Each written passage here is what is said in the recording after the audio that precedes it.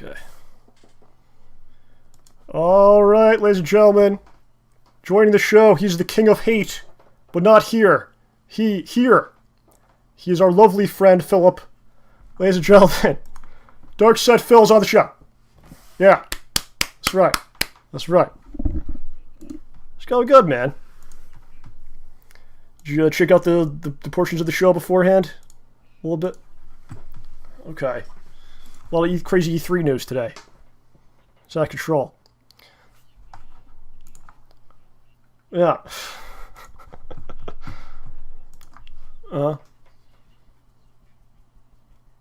Yeah. I don't know what's going on. So many changes. So Phil, I gotta give you an update, man. So first of all, we got to say at your farewell party on Saturday, it was like crazy because you were giving away all this stuff, all this cool stuff, man. Like several cameras, like 3 or 4 cameras, just giving them away.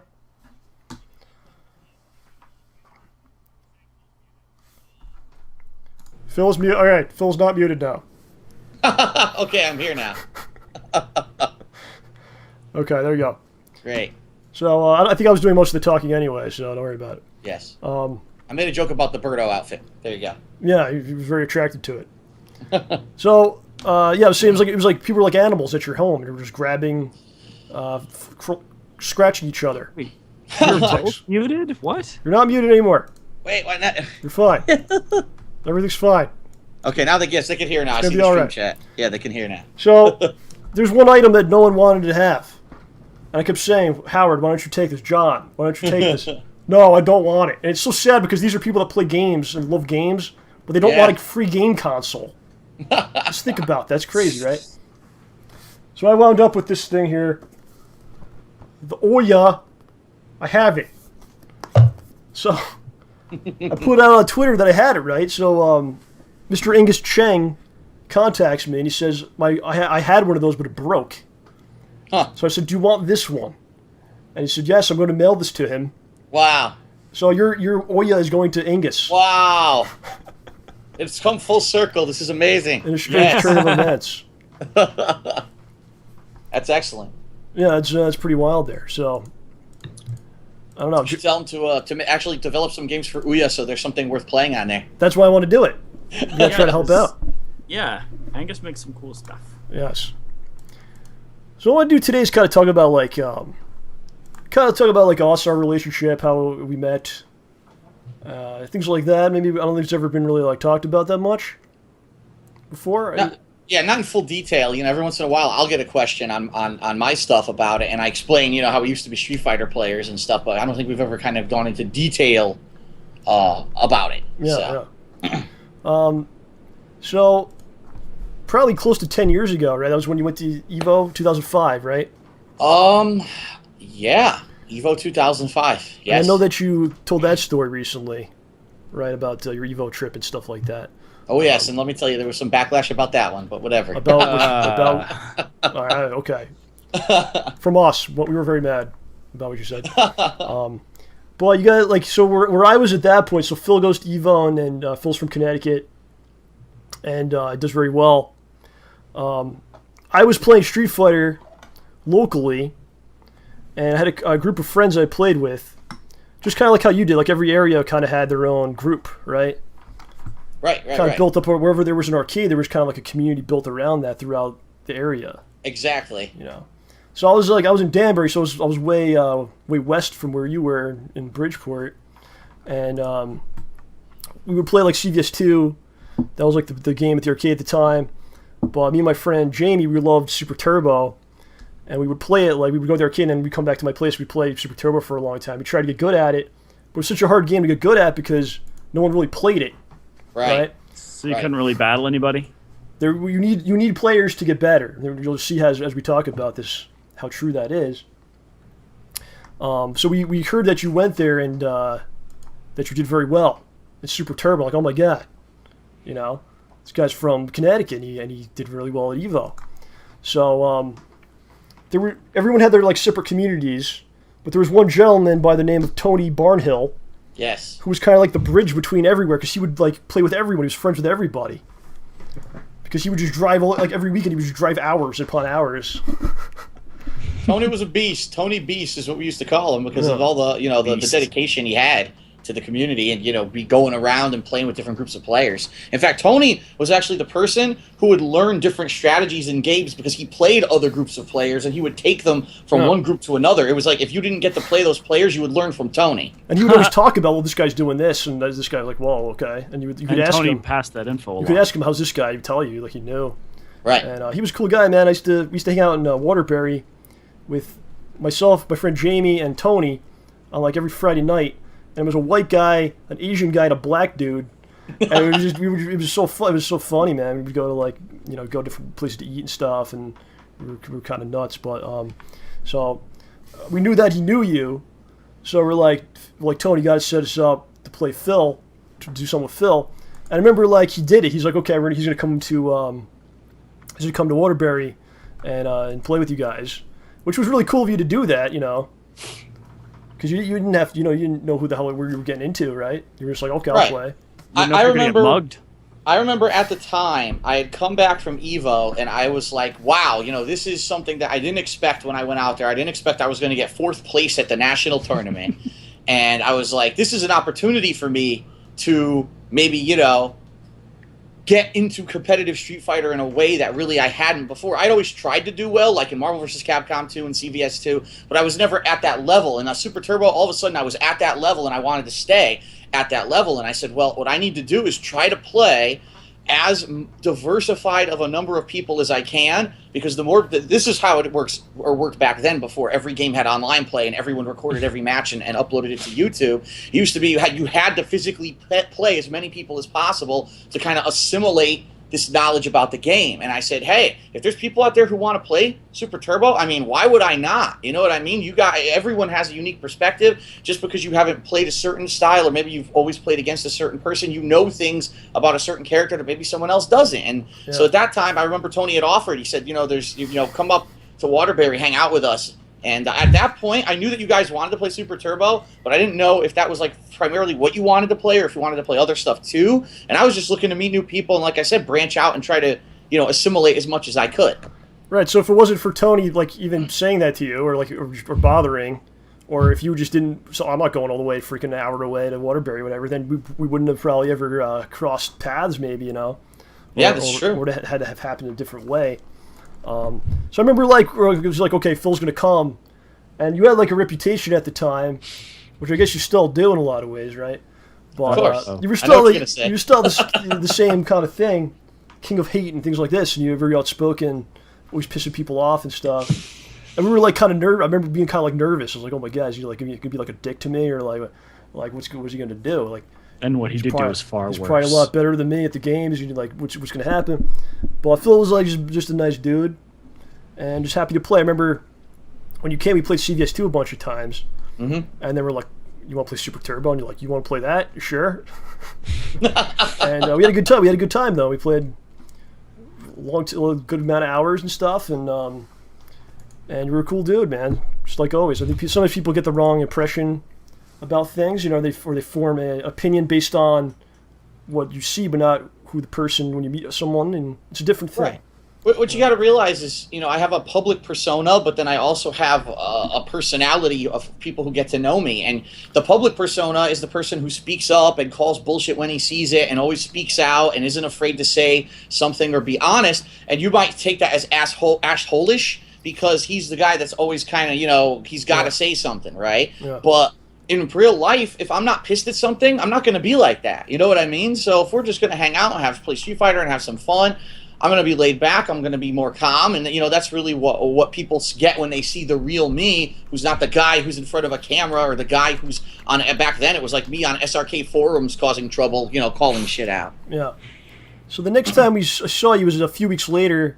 You ran ECC. You were like in charge when you ran the whole thing.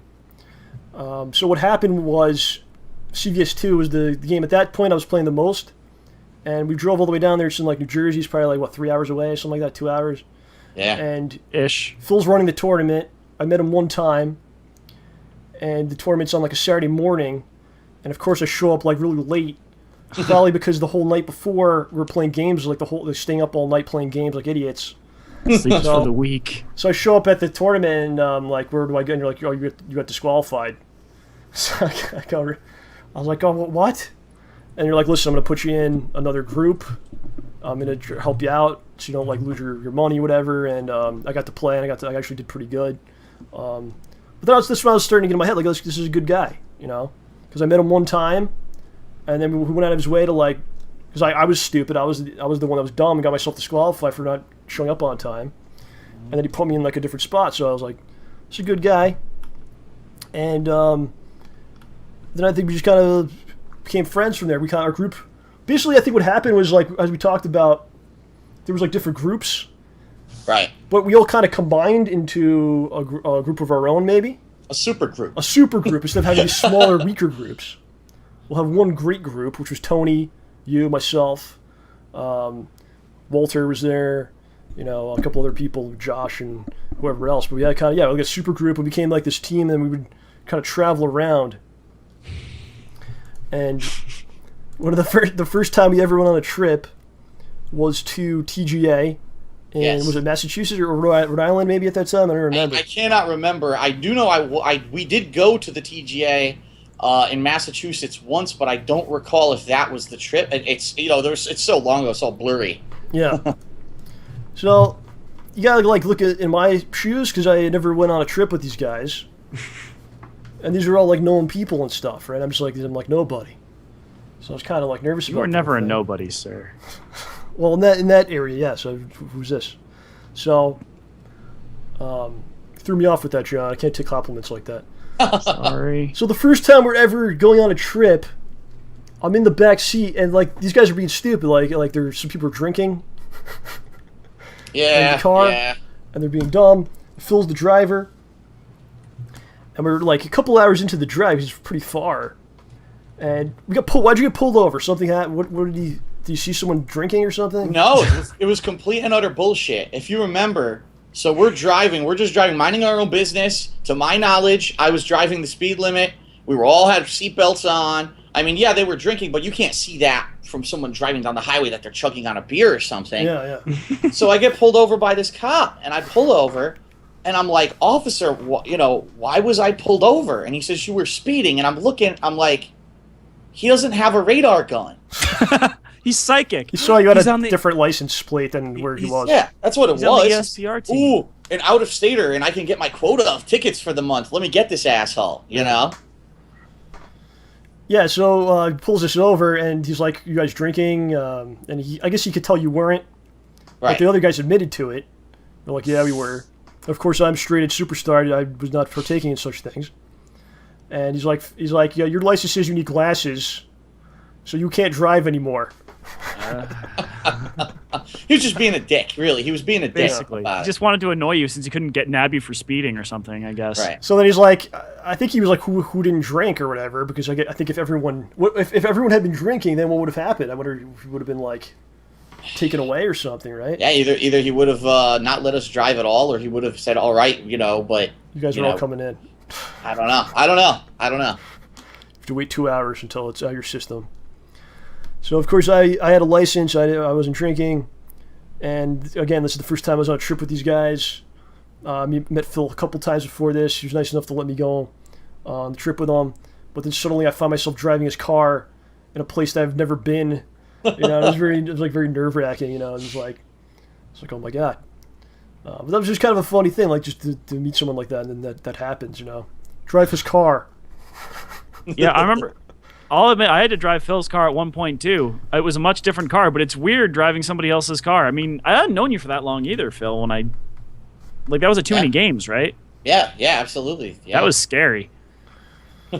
Probably for everyone. Well, that's just because you're driving a car that doesn't even feel like you're driving a car when you drive the damn thing. Yeah, you think you're driving like 10 miles per hour. You look down the speedometer, you're going 50. You're like, what the hell? You're going like 85. You're like, huh?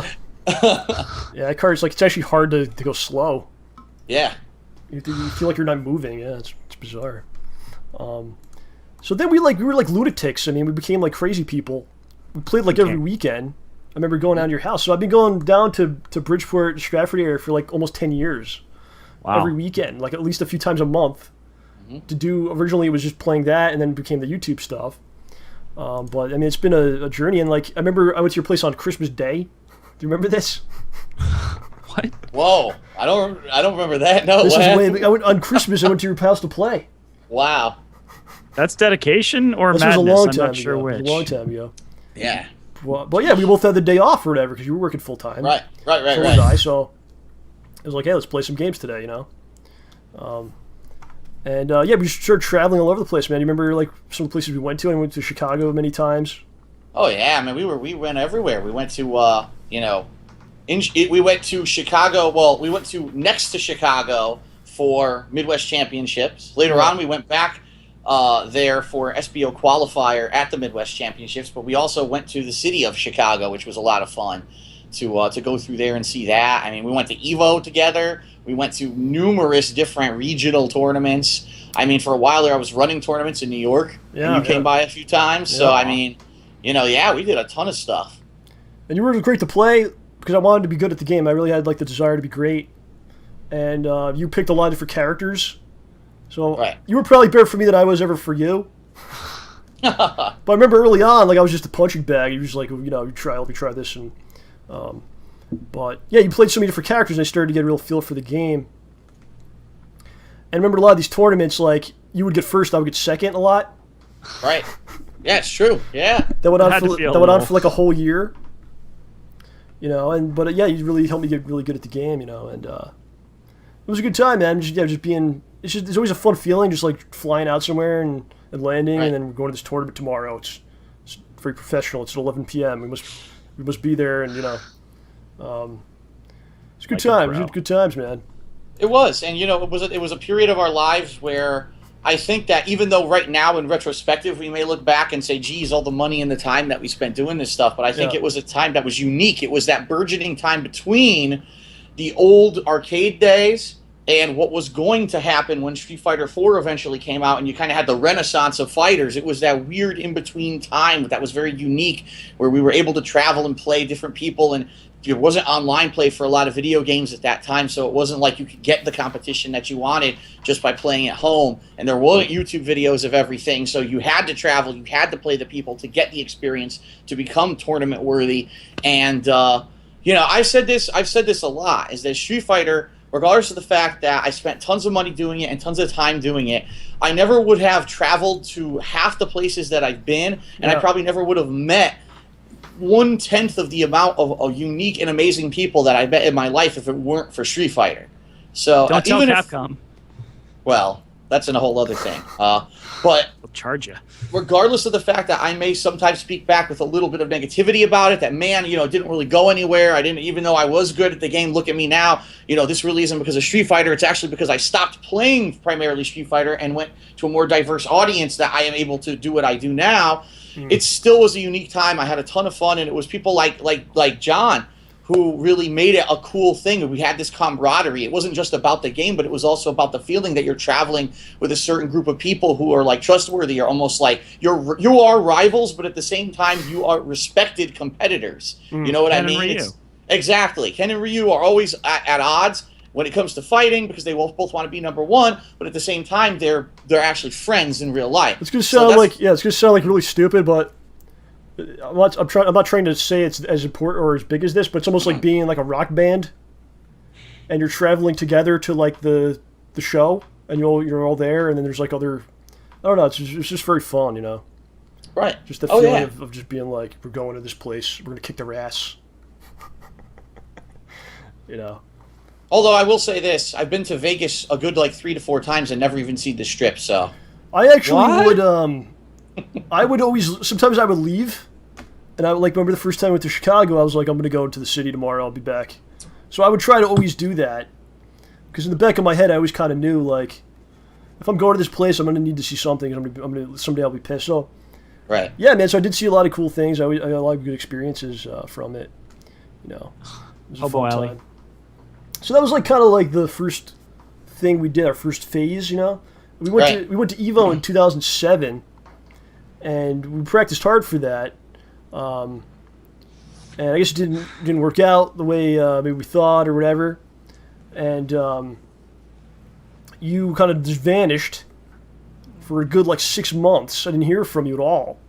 Yep. And then I think suddenly you sent me like a message or something, or an email or something, like in the middle of 2008, like the summer, and you're like, I'm doing this thing on YouTube, and like here's my channel, and I'm like, I saw it, I'm like, what the hell is this? I'm like, why would someone want to watch this? Harsh, man. No, it was just because I never saw that before.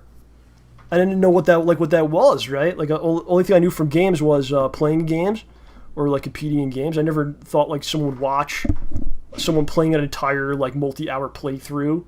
Like, right. I'd be like, why are you doing this? You're also talking at the game? What do you say? Like, Right. You know, it was such a weird thing. But then I saw like, oh my god, Phil's like, look what he's doing. It was like huge. It was like giant. Yeah. Everyone wanted to hear him talk and play. Yeah, like there's something to this. At the time, the only people who were doing those style of videos there were two groups. There were people who were doing walkthroughs. Now that's different than what I do. A walkthrough is like you've already beaten the game, you mastered it, and now you're going to do a playthrough where you're like perfect and you're showing expert level strategies on how to beat everything. And that is by no means is that what I do with the videos. And then the other group of people, there were people who were doing Let's Plays, which is what they call them now. I called them playthroughs, but later on people called them Let's Plays. But they really weren't, they were there, but they weren't big. You know what I mean? Like, you could find people doing it, but it wasn't like, holy shit, this guy's getting hundreds of thousands of views doing it. And I don't know why. I mean, because it was my unique style, because I talked at the game and I was joking around and I had a drink here or there and I was swearing. It just caught on, and people really liked the fact that I was doing it way differently than what other people had been doing it up to that point. And it kind of blew up out of nowhere. And I mean, John, you know this. I didn't mean for this to happen. You know, it was just kind of a weird thing that I did as a hobby when I was so burnt out with competitive Street Fighter that I wanted to do something else. And I said, I haven't touched console games in like a decade because I've just been playing Street Fighter. Let me actually re-immerse myself in console games. And that's how the whole thing just kind of got started. What was really interesting about it to me was like you basically reinvented your entire thing because you were so geared towards I'm going to go to these tournaments, and then you basically like shut it down, you disappear. Seriously, like, you know, like I don't think, did you talk to anyone during that time? You were gone. I pretty much didn't talk to anyone in the Street Fighter community. And then basically you kind of built something new, and I think it's a great thing people can kind of look at. And I've kind of tried to do that a few times. And when one door kind of shuts, right? It's the old saying, like another opens, and you kind of try something different, you know. Right. So instead of just being like, you know, I'm done with everything or like whatever, you try something new. You put your energy into something else instead of not doing anything at all, right? Right. So, yeah, we still went to a couple tournaments I think after that, but it was more about the YouTube stuff. Right. And then Street Fighter 4 came out, and that was a big deal. You always had a lot of people. Actually, you moved. The first time you moved. Was this actually? You know what? It was very similar to what I just saw last week, where you gave all the free stuff away. It was the same. I was there when you moved the first time. Yep. Very similar. That's right. The same people too, taking things. It really was. That's why this last Saturday I wanted it to be like that, because it was kind of like, let's end this thing the way that it started. You know what I mean? Let's go full circle and say these are the kind of guys who I hung out with my whole life. And even though I lost touch with a lot of the people who were actually at that gathering on Saturday, I to see them again. You know, after so long, and kind of say, listen, you know, this is it, but let's go out with a bang. And that's what I really felt like Saturday was. And I want to say thanks to both of you guys for being there, because not only did it mean a lot, but I think it was a hell of a lot of fun for us to be doing, you know, a lot of fun stuff. And I got rid of a lot of stuff that I just didn't want to move across the country. Well, we're happy to take it. Well, I want to say thank you for inviting us over. I mean, regardless of the neat free stuff, it was just nice that we were in. Well, it was nice for me to feel included because, you know, I'm kind of more. Oh, please. Yeah.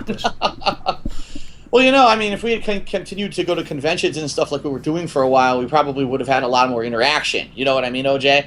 But, you know, it's not because really, honestly, number one, I got caught up with just doing the stuff here. Number two, I'll be honest, I don't know what happened with the convention circuit. They basically just stopped allowing me to do panels and stuff. I don't know what happened. Like, someone had a bug up their ass. We're going to have to call them on the next show. Dang. But we really should. Gosh. Start calling them and be like, why did you let us come to MagFest in 2012? Had a panel that was incredibly successful. We debuted our new series. We did a ton of videos about it, talked positively about you, and then for 2 years after that, you, like, blacklisted us. Like, okay, well, I don't know. If anyone deserves it, it's us. Oh, So you saw today's show. Come on, it's reserved.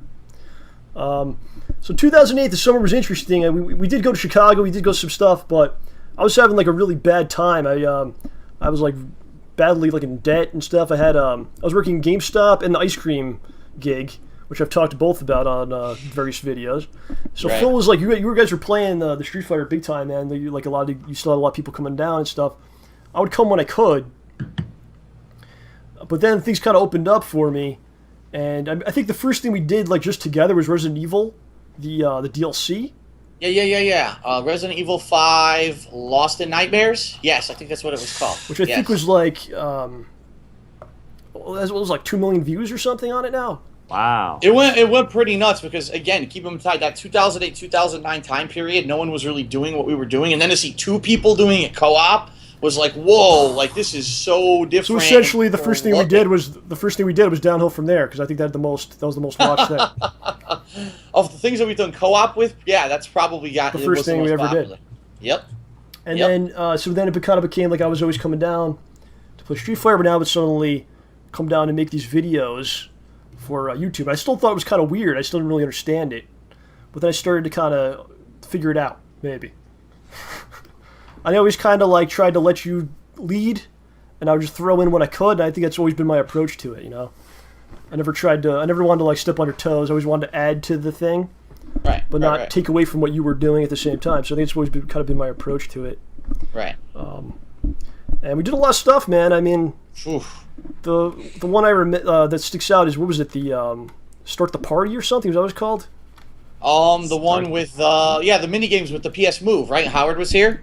There was that one, but what was the one that you and I did with what everyone always talks about with would you like some balls and the Oh and yeah, the yeah, chef? yeah, yeah, yeah. That was TV Superstars. TV Superstars. Oh my God, what a train wreck that thing is. I think when we did that one, I pretty much knew this it will never be as good. Right, We'll never right. top this one. Probably never did.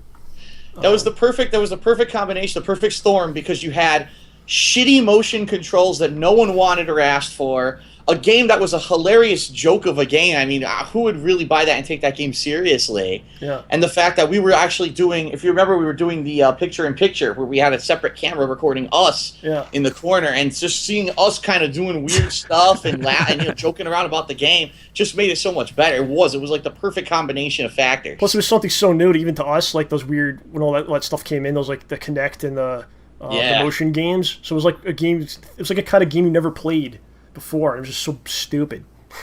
It was. I mean, if anything, from day one, John, you and I both said that motion controls were going to be a joke and they weren't going to succeed, and it was so stupid. And I think that era, it was really about a year where we were playing all of those games, and people would watch the videos, and of course they're not watching the videos because the game's good. They're watching to see how bad it is. Or what the hell it is, right? What is this Right. game? You can see yourself in the TV and, we jump around. So yeah, it was just wacky stuff, man. Yeah, I don't know. Donkey Kong sticks out. Mm-hmm. It's such a blur, It's crazy because people will sometimes even bring up stuff and then, You're like, we did that. Oh yeah, right, exactly. Yeah. I would love if someone made a list. Now, someone has made a list of like all of my cumulative playthroughs on my website. But if someone could like sort out the ones that were co-op, and you could like see, wow, look at how much the body of work that we've done over the years. Because really, you started doing co-op with me right there at the beginning, honestly. You were the go-to guy if I needed a co-op partner for a game, if there was a two-player cooperative game, or even if we were just doing something stupid like TV Superstars, and I knew that having someone else there to experience this with me would add to it. You were the go-to guy. Who else could you call and say, hey, listen, let's play TV Superstars? Like, how many people would show up? I think people would like block my number. I have no humility. I'll do anything. It's why. I'm okay. Let me say something, John, because I really haven't talked about this. Okay. All right, for years, and I want to say something. Yes. If anyone ever attacks the character of John Rambo, all right, this man, I want to say, and this is the feels, okay? Oh, jeez. The day that I got laid off in 2010, I was fucked up in the head. I made a vlog about it, and I really had no fucking clue what I was going to do in my life, because the job sector that I had worked in for 5 years, there were no jobs in Connecticut. Nothing like that. And I had just bought the condo, and I was like, how am I supposed to afford my bills? They literally blindsided me with this layoff. And I was thinking about it in my head about what I should do. And I remember the first call I made was to my parents. And the second call I made was to John Rambo. Aww. And I explained to him what had happened. And I said, what I think I really would like to do is give it a go, and try to make this YouTube thing that I've done as a hobby work out as like a living. I don't know how I'm going to do it, because at that point, if you remember, you couldn't even monetize gameplay videos. Oh, yeah. And so I didn't know how it was going to work out. I didn't have an effing clue. Yeah. And I said, but really the best thing that could happen right now is if I just really played a game, because it would take my mind off of everything. John was here that day. He wasn't here the next week. He wasn't here, he was there like within an hour. He was here, and we were playing Dead Rising 2 together. Yeah. And Aww. boy, if anything, did that just completely take the negativity out of my mind and flip it on its head and give me the motivation to say, look at how many people are watching this playthrough that we did today. And how people loved it. They loved the fact that John was there to support the fact that I was going to try to do something completely unique and different and make a real go at that point, I was viewed as like the internet underdog, because I wasn't backed by anyone. I wasn't signed by anyone. And really, John's support on that day meant a hell of a lot to me, and the fact that happened was probably one of the reasons why I was able to go on and do what I did and become as successful as I have, and the reason that I'm still doing it today, and I'm able to, to move to a bigger place. And John, I just want to say thanks, man. You really helped me out that day, and over the years, all the co-op and stuff that we've done, I mean, not only did we, I think, make an entirely huge body of really entertaining work, but we had fun doing it. And that's what makes all the difference, because we were two friends who had background doing Street Fighter, coming together to do something completely different and new. I think we had a unique perspective that a lot of other people who do it today just for the money and they go through the motions, we didn't have that. We were just dicking around and having fun, and I think that's why we were successful at what we did. Yeah, I think so. I think to me it's always just been about having a good time. I think people get caught up in like, oh, you should play this game or you should do this way, whatever. But if you're just having fun, then you'll do that thing, whatever it is, And it was always just a good time. That's why, like you said, I'd play like any game, do whatever you wanted, because as long as it was fun. Right. That's the core of it. It's got to be fun, right?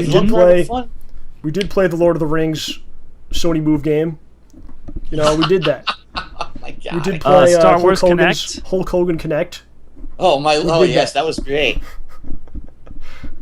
So yeah, it's just always fun, dude. Star Wars Connect was a pretty great You don't have to experience. thank me, because I was just always having a good time. So, a funny story that some people probably know this. It's from way back, but I actually got in trouble for because I was in Phil's videos a while ago. I'm still to this day baffled. Yeah, that's crazy. What the fuck they were thinking with that. My pure theory is that these companies, when they want to try to get rid of someone, they will try to find the most far-fetced bullshit ever. All right, so go ahead. Sorry, I interrupted. No, it's fine. I've told the story many times, but for people that haven't heard it, maybe. I was working at GameStop, the fine organization that we were on the phone with tonight, back in 2010. 2010, and I was in Phil's videos, playing trade games.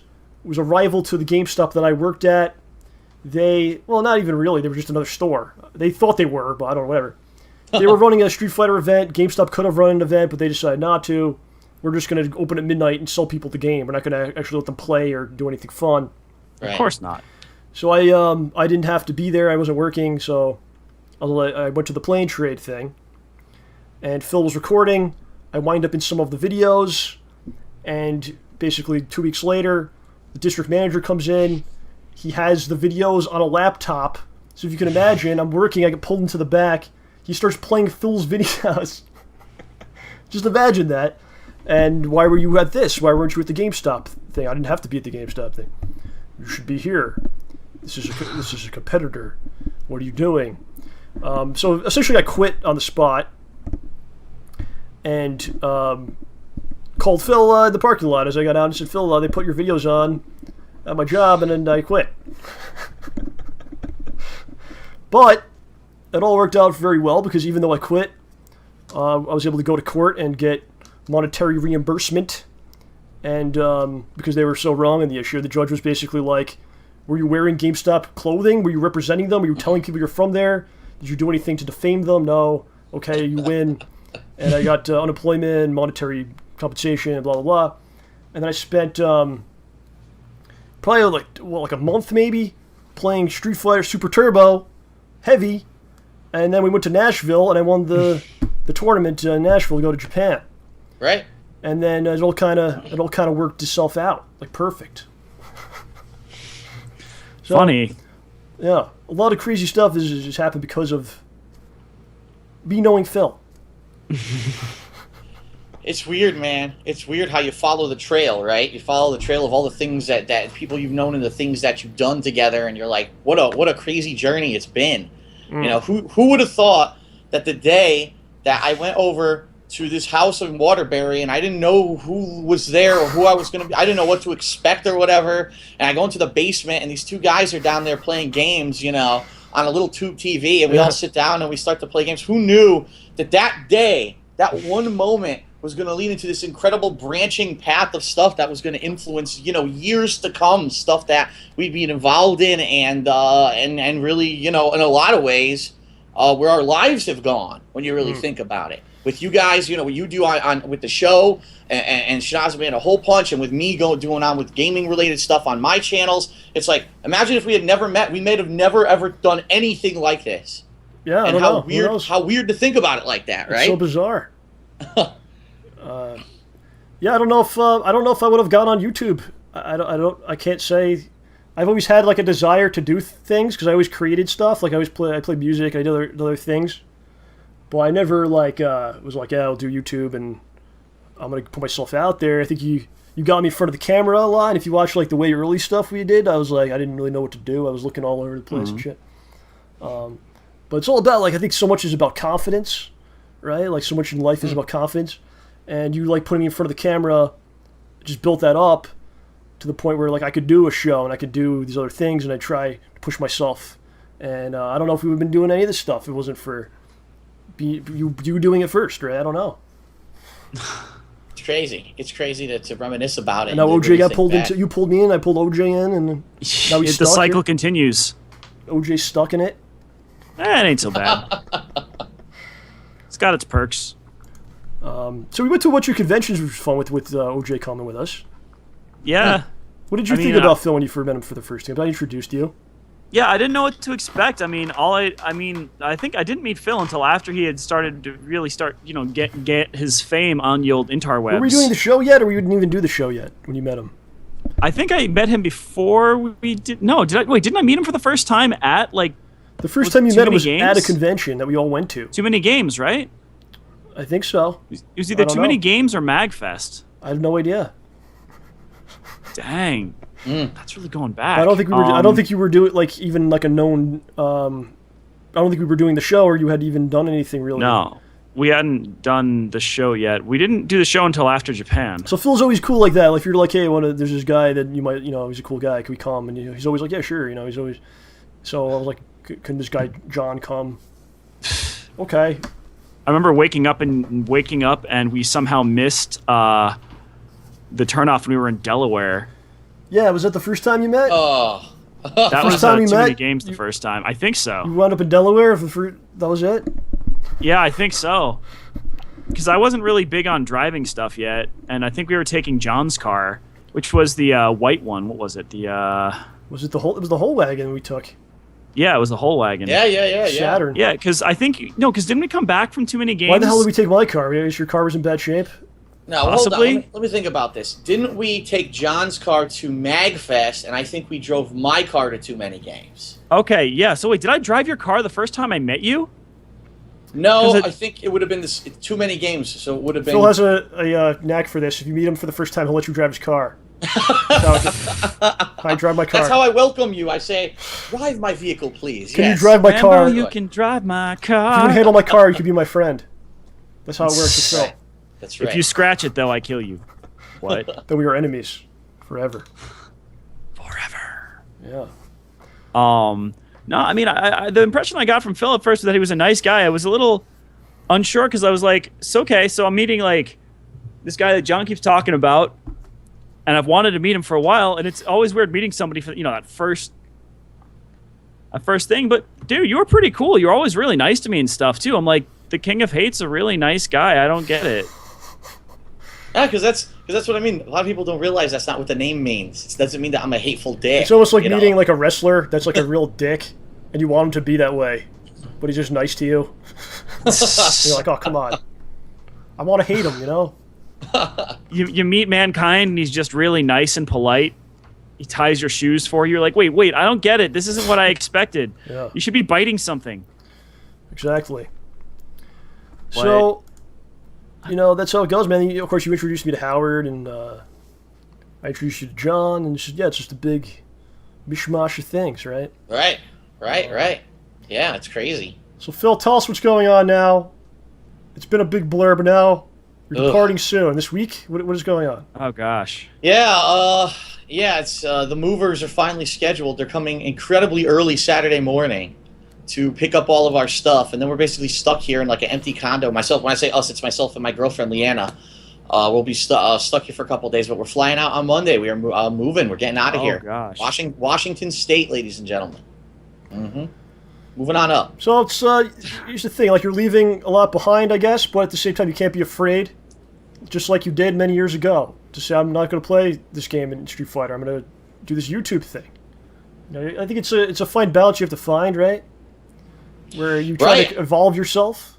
Right. I mean, make no mistake about it. I mean, I am leaving a lot of stuff behind. My parents, who have been, less than 15 minutes away my whole life, are now going to be on the other side of the country. I've got, obviously my friends, John. I mean, every week we do co-op and, smart guys, and it's gonna change. It's not gonna go away. It's going to morph and change, and we're gonna try to find ways to still do it. So I don't want anyone who loves our co-op and loves smart guys and all the stuff that we do together to say, "Oh God, Phil's moving. It's all over." It's not.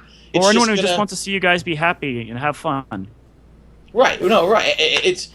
For me, it's bittersweet, because even though I know that I'm leaving a lot behind, this is the necessary step that I feel I need to move on to the next stage of my life. Yeah. And I've actually been saying this a lot over the past few weeks, is that even though, I love Connecticut, I've been here my whole life, and I have family and friends here, I've never had an opportunity in my life where I said, I am now able to say, if I want to go somewhere, I can just go there. I can choose to live wherever I want to live. I've never had that opportunity until right now.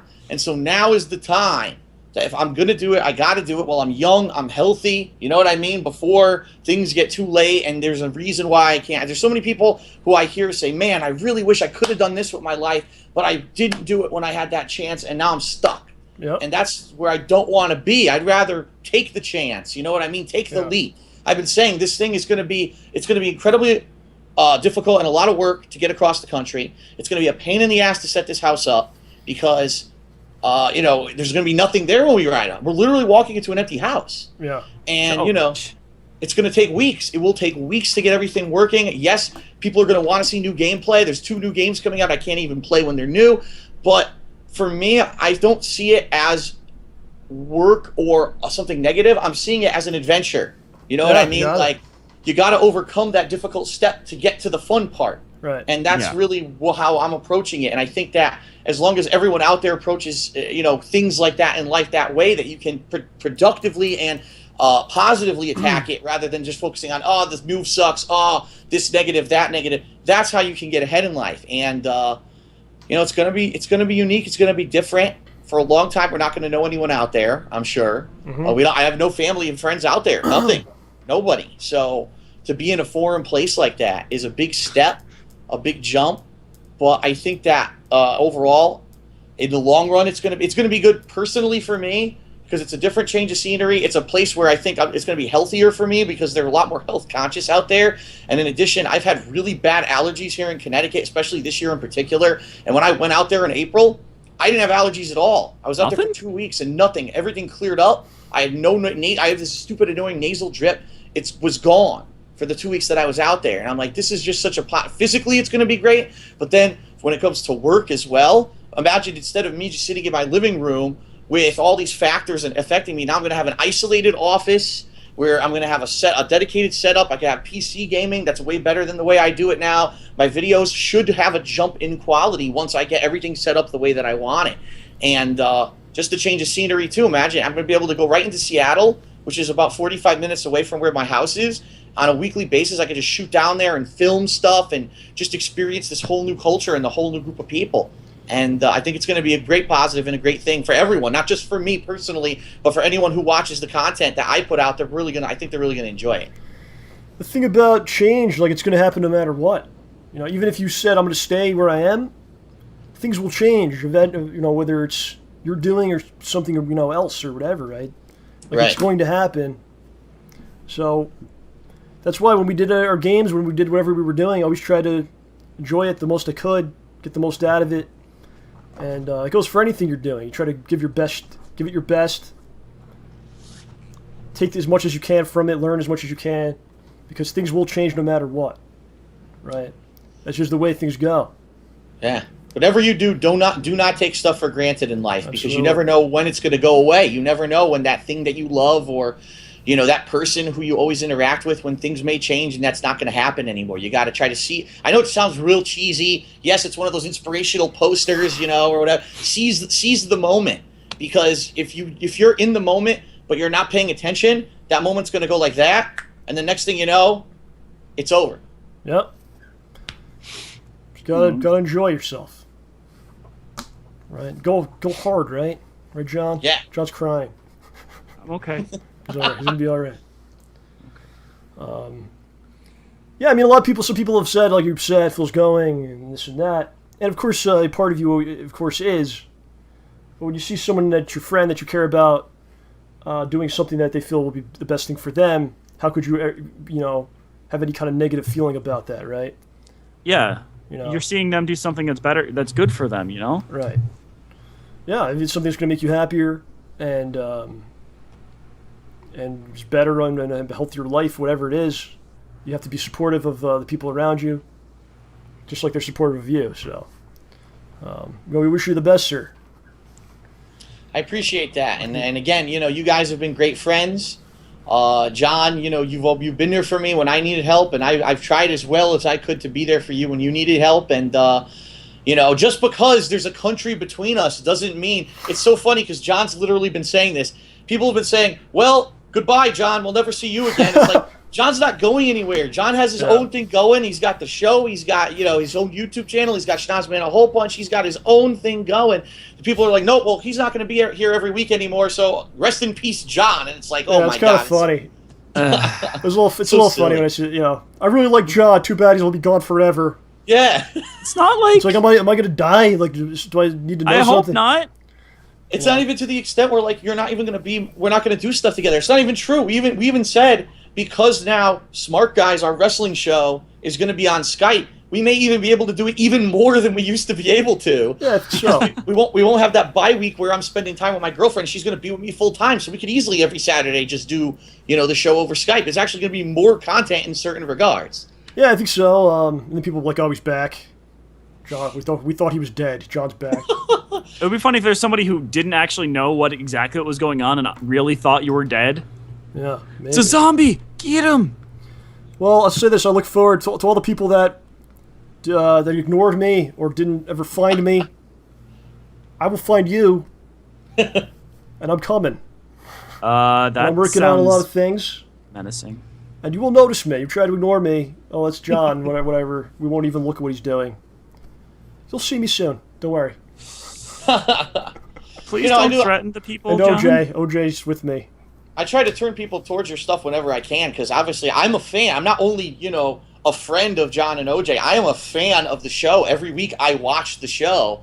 Not live, but, you know, because I'm usually working at this around the same time periods, but I watch it when I can. And, you know, it's funny that some people know just the show, and some people know just my content, but some people will know, okay, there's some crossover when Phil's on John's stuff and when John's sometimes in a playthrough over here, but they don't realize that, like, they both exist. You know what I mean? And that you could watch both. It's okay. If you want to watch both, you'll get a more complete picture of I don't do everything that much that's going stuff. on. It's not hard to swallow my stuff. It's not much.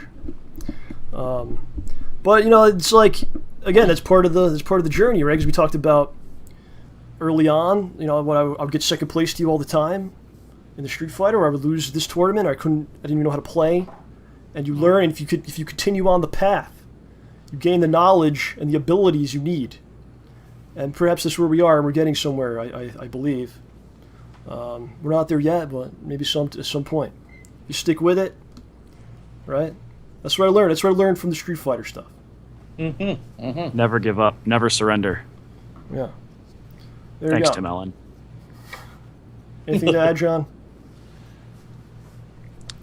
We're still here. Phil's still there. We're not going to disappear. Phil's not going to disappear, definitely. We're all just...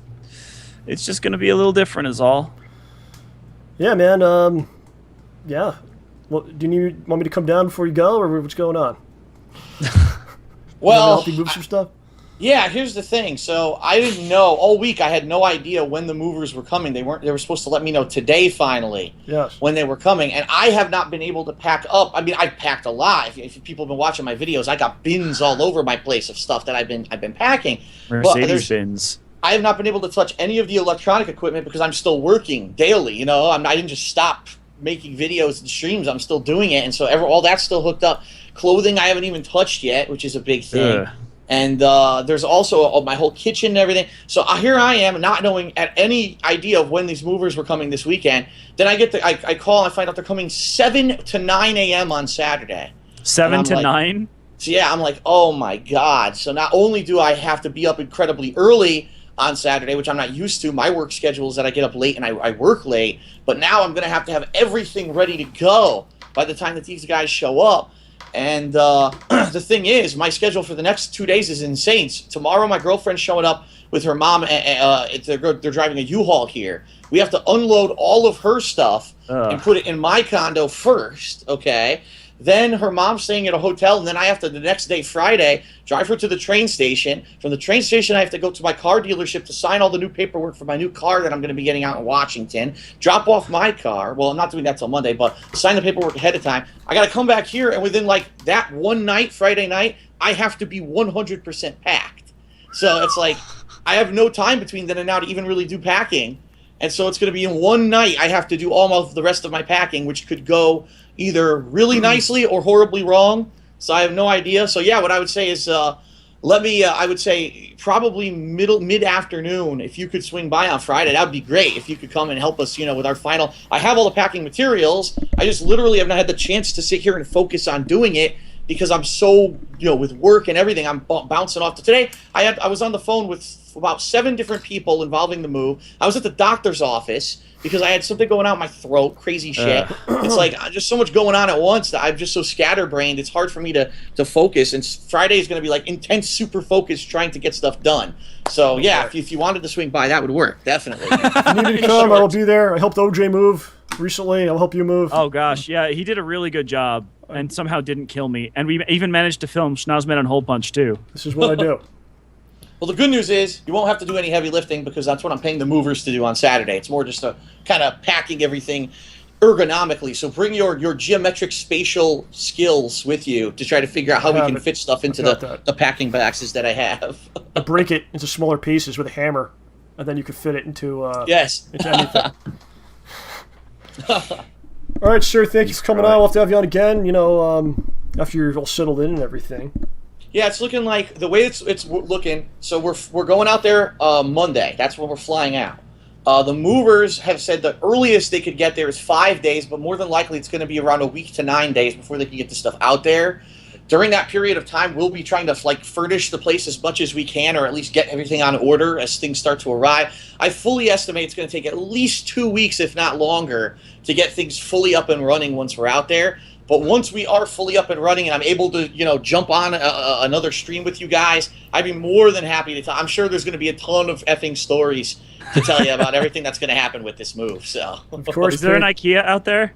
Oh, I'm sure there is an IKEA out there. Yes, there is. That will help. Plus, they probably got everything. The country's pretty much become the same kind of landscape of stores and whatnot. So that'll be cool. Well, we'll be able to talk about what is different when it comes to stores and food and stuff out there compared to the East Coast. Because when we went out there in April, there was a lot of difference in just the people, the cultures that were in that area were so diversified. John, from what we have over here. You might be going there, John. If I can get tickets to some conventions out there, then yeah. John might be headed there.